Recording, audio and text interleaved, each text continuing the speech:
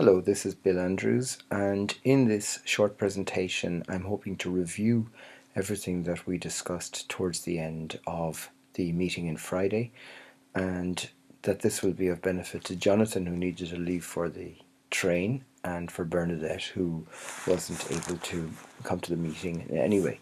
So we're at the login screen. This is on the live site for Pragmatic Tracker, and we're logging in as an individual practitioner, Bill Bereave 1. So the first feature I demonstrated was the ability to receive messages or to send out messages if you're at a manager or super user level, and then you can receive those messages. So the messages can be sent out across the entire service or organization, or to individual practitioners within the organization. And when they're read by the practitioner, they're simply ticked and closed, and then they won't be seen the next time the person logs in. So here we are looking at Bill Bereave 1's client list. So as you can see, these are the scores that you entered yourselves. So if we look at, for example, Alison Test, we come to the client Alison Test's homepage, if you like, the client list. And on here we've got the list of sessions that this client has had, and we can see where the client is profiled here, and there are many extra fields that can be added in this section as well. Now, in order for you to understand stuff like about the problems area and this sort of thing, well, any part of the program at all that you want to learn more about, if you simply click on the help, you'll be brought to a new tab that you see here, and you're brought to a completely separate website which runs in parallel that explains everything that you're looking at. And on this website, anywhere you see this little video symbol, you'll get a video of me explaining the feature to you. So you shouldn't get lost anywhere. It's easy enough to find your way around the site. And charts, this section shows you the score. So in the case of what you guys have filled in, you've filled in the AAG, and you can see we've a cutoff set here, and on the left side you've got the range on the y-axis of 0 to 36 for the score. Now, if there were multiple measures being used, they will all appear on the chart as well. So you can see you've got show all here. You've got a summary screen as well that gives you a complete recap of everything that's gone on with that particular case, showing up on one screen. So when I log out of Bill Bereave 1 and I log in as Bill Bereave 2,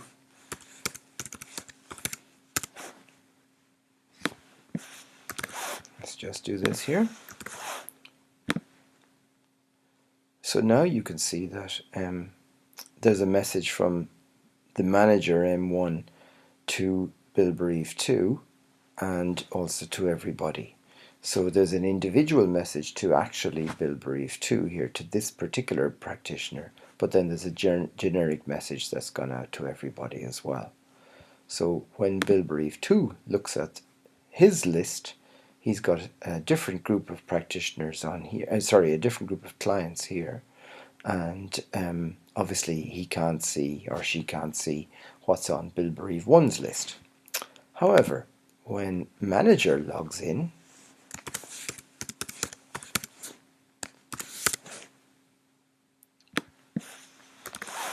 let's just do that.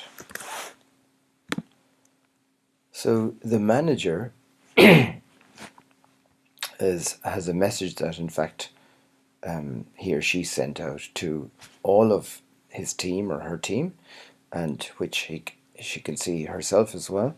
Then there's a system message that comes out here, which everybody would see. Now, when manager looks at her list, now she's a manager and she's not actually seeing any clients herself, so she has no clients on her own list, on mine. But when we go to practice, what manager sees is all of the clients belong to Bill Bereave 1 and all of the clients belong to Bill Bereave 2. Now she can filter, or he can, well, I'll just say she.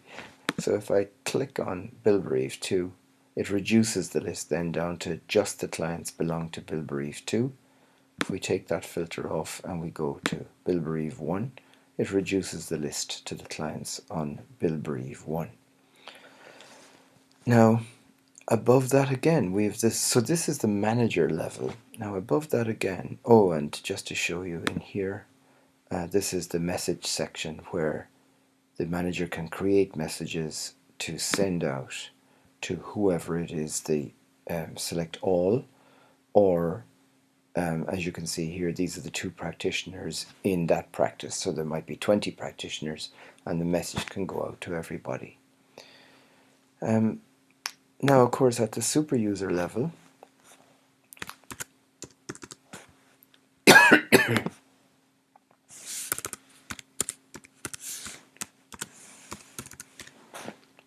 log in again.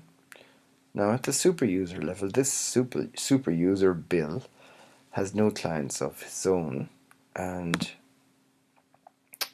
he is part of this practice called admin. So within that practice there are 2 clients, but then he has access to all of the practices. So this is at the highest level now. So there's a practice called unassigned here and admin, and then there's B practice. Now this is the B practice is the practice that Bill Bereaved 1 works at, Bill Bereaved 2 works at, and Bereaved Manager works at. But you can see at the super user level that this can cascade out to multiples of practices.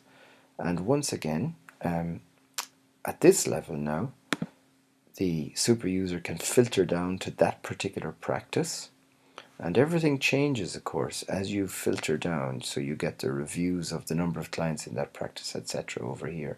But then Bill Bereaved can, Bill can drill further into the clients just belong to Bill Bereaved 1, or equally Bill Bereaved 2. And this list just scrolls on down, etc. And so this shows you now the different levels of the system. Now bear in mind, to find your way around whatever page you're on at any point, you can simply click on the help and it'll take you to the relevant help for the page you're actually on. And of course, when you're in this separate site, you can look around at all of these different areas as well to understand them a little bit better. As I was explaining, whatever you filter to, when you choose to download a report, you can see standard report over here. When you click on that, you get a CSV file which will open in Excel, and from there you can import into SPSS for reporting purposes. Now, we have a standard report automatically built in that's actually a replica of the summary reports. So the summary for each individual client you get in effect for all of the cases that you are choosing to report on at any one point in time. That might be the entire database, or it might be the manager's list, or it might be an individual practitioner list. And you get all of these fields here along in one big long row for an Excel spreadsheet. But of course, we will build customized reports to your requirements as needed as well. So the system is highly flexible. At a super user level, you can see I've got the ability to add in measures. So there's a whole range of different measures in here. And we're able to put in the measure, whether it's an assessment measure, a form, feedback, how many questions there are, the direction of travel of the scores, etc., and the cutoffs.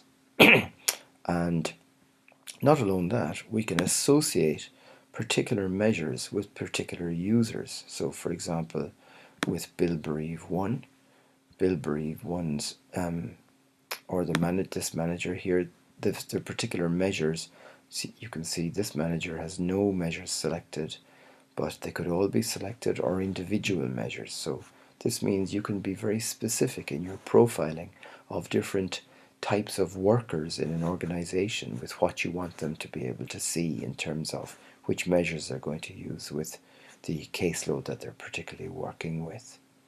So I hope this gives you a reasonable overview.